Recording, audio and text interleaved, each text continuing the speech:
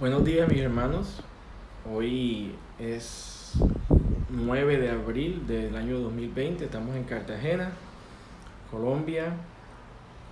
Y seguramente cuando veas este video vas a estar también en tu casa cumpliendo una cuarentena debido al COVID-19 o los eventos que se están desarrollando en el mundo con respecto a esta pandemia. Hoy quiero escribirle o hacerles un llamado a los que siguen este canal 7 Minutos de Calvinismo para que descansemos en la soberanía de Dios en medio de las adversidades. Este es el nombre de este mensaje. Voy a basarme básicamente en estudios que he estado haciendo con respecto a mis estudiantes, con respecto al libro de Pentateuco, a los 5 volúmenes del Pentateuco. Y voy a basarme básicamente en Números, capítulo 14. Pero antes de eso, quiero comentarles que esta semana el teólogo neo-ortodoxo N.T. Wright dijo que el cristianismo en verdad no es mucho lo que ofrece o lo que puede ofrecer en medio de una calamidad o de una pandemia. No sé qué piensan ustedes. Aparte de las misiones que los cristianos hacen con respecto a calamidades públicas de salud, de educación, etc., el cristianismo es mucho lo que ofrece. Cuando tú depositas tu fe en un Dios soberano, hay cosas que vienen enseguida a tu mente, como paz, una paz que sobrepasa todo entendimiento, reposo, y entendimiento de que esta vida es temporal y de que Dios está construyendo para nosotros una nueva morada. Así como cruzó al pueblo de Israel a la tierra de Canaán, Dios también nos está cruzando, y para llegar a ese destino final es necesario que pasemos por muchas pruebas, como dijo Pedro. Estamos en un desierto. Indudablemente este mundo está plagado por el pecado, y la tierra también fue maldita por Dios en el libro de Génesis.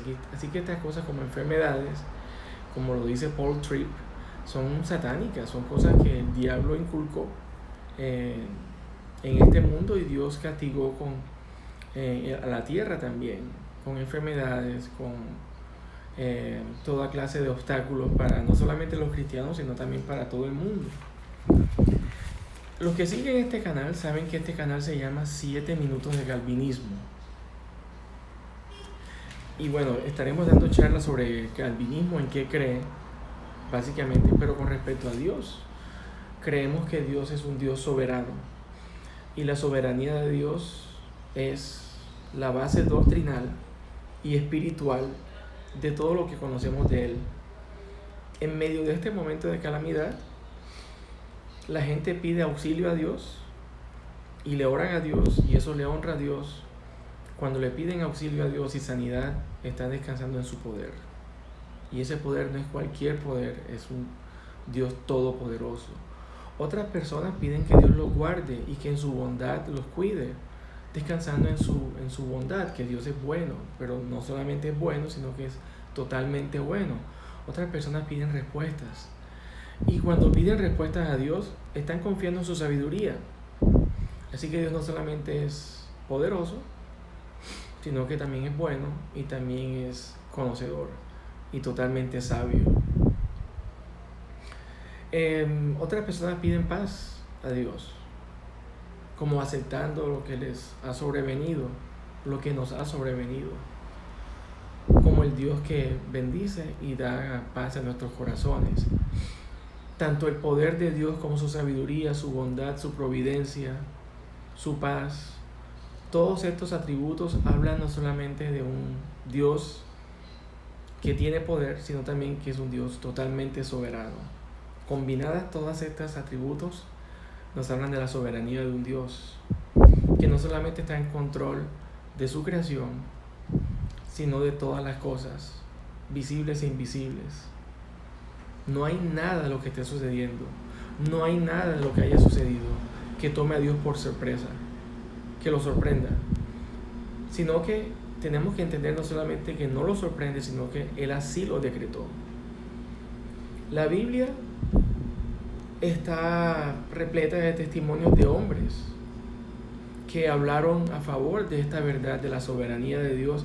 No solamente la reconocieron, sino que descansaron en ella y dieron gracias a Dios por su soberanía.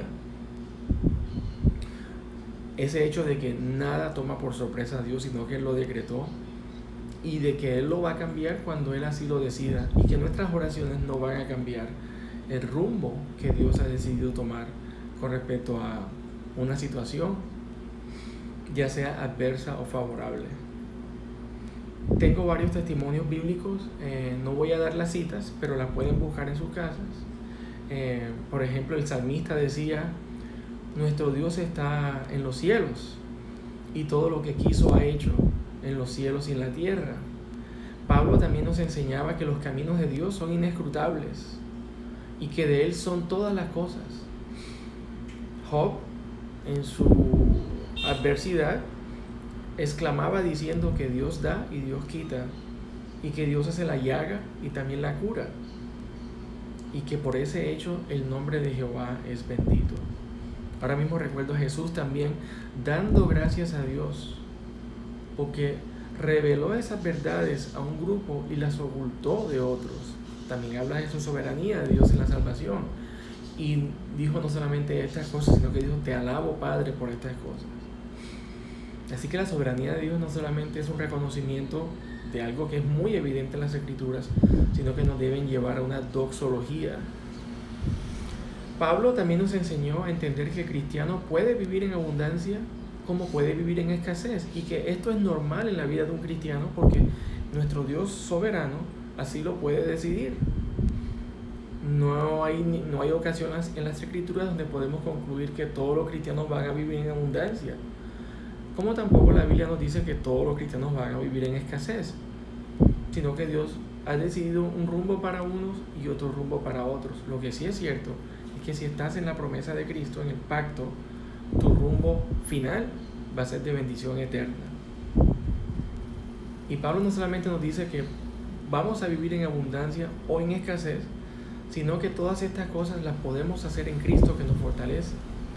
Pedro también nos advertía que no nos sorprendiéramos por ese fuego de prueba, como si alguna cosa extraña nos estuviera sucediendo, sino que estas aflicciones se van cumpliendo en todos los hermanos. Es como si Pedro estuviera diciendo: nuestro Padre Celestial, soberano, tiene preparado en su soberanía estas cosas para sus hijos en algún momento. Versículos como estos dan fe a la noción calvinista de que un Dios soberano trata a su creación y a sus hijos y a su iglesia como Él quiere, y que la mayoría de las veces nuestros planes no son sus planes. Este Dios soberano no tiene quien lo afrente por sus acciones y le diga qué haces, ya que Él está a cargo. Como les decía, vamos a hablar un poco del libro de Números. En su capítulo 14 vemos un relato en el cual el pueblo de Israel, como siempre, se queja ante Dios en el desierto y decían que estaban mejor cuando estaban en Egipto, y que en Egipto comían todas las cosas buenas, toda la carne, y que ahora con Dios en el desierto solamente están comiendo maná, olvidando que en Egipto eran esclavos, manifestando no solamente ignorancia, sino también ingratitud. Y en algún momento Dios dice: bueno, me harté de la situación de la quejadera y las murmuraciones del pueblo de Egipto, por lo tanto los voy a eliminar.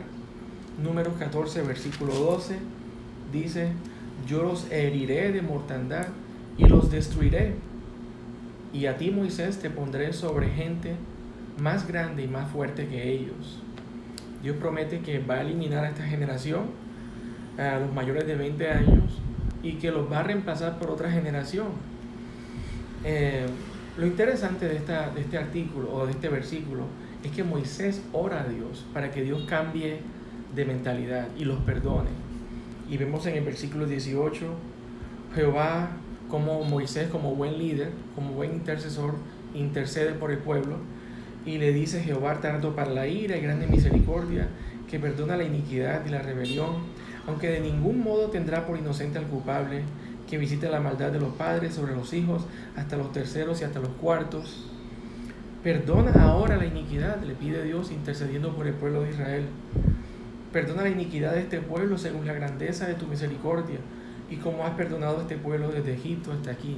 Reconozco, Señor, dice Moisés, que ellos son personas inicuas, pero perdónalos. En esta ocasión Dios no accede a las peticiones de Moisés, y en el versículo 22 y 23 reafirma su promesa de castigo sobre todo el pueblo de Israel, excepto a Josué y a Caleb, que fueron los que no se quejaron ante Dios. En este corto episodio vemos la soberanía de Dios. ¿Cómo la vemos? Primero que todo, cumple su promesa de castigo a un pueblo rebelde. Dios no castiga al inocente, sino que castiga al rebelde. Y que las oraciones de Moisés no cambiaron la mano de Dios. Las oraciones de Moisés no doblegaron el plan de Dios. Y de una vez podemos concluir, nuestras oraciones no van a cambiar el plan de Dios, lo que Dios ha determinado hacer. Entonces, no oramos. Eso es lo que enseña el calvinismo, que no oramos. No, por el contrario, a Dios le honra que tú le pidas. A Dios le honra que tú intercedas. Y cuando ores, también le honra que tengas presente que es Él quien tiene en últimas la decisión final. Así como cuando la suerte se echa en el regazo y de Jehová la decisión de ella, así también nosotros tenemos que orar entendiendo y dependiendo en el hecho de que Dios es quien en últimas decide qué va a pasar. Y también entender en últimas que lo que va a pasar va a ser decisión de Dios y va a ser por nuestro bien. Piensen en todas esas cosas que le han pedido a Dios y que Dios te dijo que no, pero que ahora mirándolo en retrospectiva uno dice, gracias a Dios que me dijo que no por esa petición. Todas esas cosas nos ayudan a bien, el sí y el no en las oraciones. Juan Calvino, por ejemplo, decía, a un Dios grande pidámosle cosas grandes. Así que Dios le honra que le pidas. Pídele lo que tú quieras, pero pide entendiendo que es en últimas la decisión final, la de Dios. Es más, a Dios le honra que le pidas a Él y no a otros dioses. Bien, entonces en el relato de Moisés, Dios en su soberanía final fue fiel, pero fue fiel a una promesa que Él había hecho. Primero, de castigar a esa generación, lo cual hizo. Y segundo, de llevarlos a la tierra de Canaán. ¿Cómo así? Bueno, Dios lleva a la tierra de Canaán a otra generación de israelitas. Dios en ningún momento faltó a su promesa de no llevarlos. Él los lleva, pero lleva a una diferente generación de israelitas. Bueno, entonces, ¿qué pedimos a Dios? Si en últimas Dios está en control, entonces, ¿qué le podemos pedir con respecto a qué nos ha prometido? ¿Cuáles son sus promesas? Bueno, eso es una forma mucho más madura de encarar las oraciones. Cuando pidamos a Dios, pidámosle según sus promesas, porque esas cosas son el sí y el amén.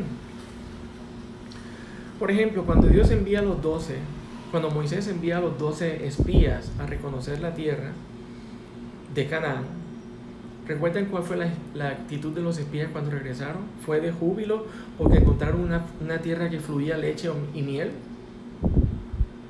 No, ellos encuentran leche y miel, lo cual es motivo de regocijo y digo yo hasta de asombro, porque se dan cuenta que las promesas de Dios se cumplen, pero no, ellos lo que concluyen después de regresar de Canaán es un desánimo grandísimo, que no solamente se desaniman ellos, sino que desanimaron a todo el pueblo. Todo el pueblo nuevamente reniega contra Dios, murmura contra Dios, y reniegan porque vieron que el enemigo potencial allá en la tierra de Canaán era mucho más grande que ellos. Vivían en fortificaciones, tenían todas las riquezas y comenzaron a renegar contra Dios. En vez de ver una muestra de que las promesas de Dios se cumplen cuando vieron la tierra que fluía leche y miel y desarrollar así mucho más fe y ánimo, lo que desarrollan es mucho más desánimo, contagiando a los demás. Así que, manera de devocional, te puedo preguntar, ¿qué obstáculos estás viendo hoy día allá afuera? ¿El coronavirus te está decepcionando? ¿Lo estás viendo como un obstáculo que ni siquiera Dios puede superar? La pandemia, ¿es el pecado y la maldad de los hombres que vemos a diario lo que te está desanimando? ¿Qué está haciendo que no puedas dormir de noche, por ejemplo? ¿Qué te está quitando el gozo de tu salvación? ¿Qué está haciendo que se te envejezcan los huesos, como decían los judíos? Otra cosa que los espías olvidan es que el Dios que está con ellos es más grande que los obstáculos que están en la tierra prometida. Parece que todos los prodigios que Dios les mostró a ellos en Egipto, en el Mar Rojo, en el desierto, como la nube y la columna de fuego, se les había olvidado. Parece que cayeron en aquellas cosas que el salmista advertía que no cayéramos. O sea, bendice alma mía a Jehová y no olvides de ninguno de sus beneficios. Parece que ellos olvidaron todos los beneficios de Dios. Este Dios soberano, que los espías olvidaron, nos ha hecho varias promesas. Una de esas promesas es que las puertas del infierno, las puertas del Hades, no prevalecerán contra la iglesia. Esta es una promesa que nosotros tenemos que no declarar, como dicen ciertos movimientos por allá afuera, sino reconocer y descansar en ellas en fe. No hay ocasión donde la iglesia va a caer por las puertas del infierno o por cualquier enfermedad. La iglesia perdurará. Tenemos testimonios abundantes de enemigos de la iglesia que en algún momento quisieron tumbarla, pero la iglesia de Dios no solamente permanece, sino que crece. Dios también nos prometió que algún día cruzaremos a una mejor tierra, una tierra donde ya no habrá lágrimas ni dolor, y donde todas las cosas viejas pasaron. Nosotros, a diferencia de los espías, debemos poner nuestra mirada no en los obstáculos, no en el coronavirus, sino en el Dios de las promesas, en las cuales son el sí y el amén, como ya decía. No es la grandeza de la adversidad o la pandemia o cualquier cosa que nos esté acechando. Nosotros no miramos, nosotros no vamos por vista de estas cosas. En Dios Todopoderoso tenemos sus promesas. Y no solamente la promesa de un Dios, sino de un Dios fiel. Y no solamente las promesas de un Dios fiel, sino un Dios todopoderoso para cumplir esas promesas. De nada nos sirve que Dios nos prometa si no tiene poder para hacerlas cumplir. Repito, Dios no nos ha prometido ciertas cosas que nosotros damos por sentado muchas veces. Dios no nos ha prometido dinero, no nos ha prometido salud. De hecho, hay cristianos que se han enfermado y han muerto. Hay cristianos que han muerto jóvenes. Hay cristianos que han vivido pobres todas sus vidas. Y todo eso da testimonio de un Dios soberano. Como también hay cristianos que han tenido muy buena salud y han muerto en el momento de Dios. Y hay cristianos que han tenido mucho dinero. Pero no todos los cristianos han vivido así. Tenemos que aprender a vivir en abundancia y en escasez, reconociendo que algún día Dios vendrá por nosotros. Y el que da testimonio de estas cosas dice, ciertamente viene en breve. Esas son las promesas. Hablando de 4 promesas muy claras, ya para terminar, que Dios le hizo a Israel en el Pentateuco, las cuales son agua, pan. El agua nunca le faltó el pan. El descanso, que algún día lo iban a tener, y una nueva morada, que también muchos de ellos no la vieron, pero otros sí la vieron. De hecho, Moisés no alcanzó a vivir en esa nueva morada, pero sí la alcanzó a ver por la misericordia de Dios.